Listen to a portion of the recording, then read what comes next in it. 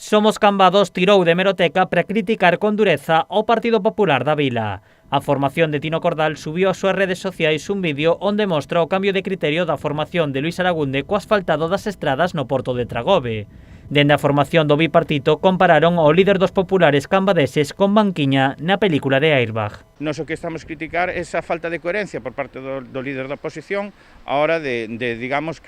buscar a forma de criticar o goberno, inda que sexa faltando a súa palabra que deu no pleno e que públicamente viron os veciños no vídeo que está publicado do pleno, como el pedía que se asfaltara xa, con independencia de que houbera que facer esa obra de Augas de Galicia, e mesmo chegou a dicir, cando faga esa obra Augas de Galicia, tendrá que volver a asfaltar os cachos que tuveran que coller para poder facer a canalización, e que meses despois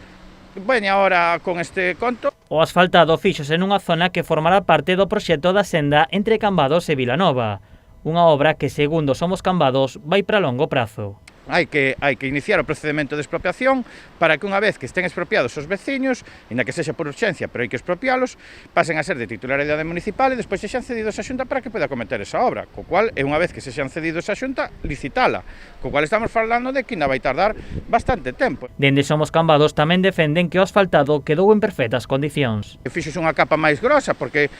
vai ir con vehículos pesados para acceder ás depuradoras, pero mesmo onte falando cos depuradores e máis estes días, nos comentaban que camións que antes estaban percorrendo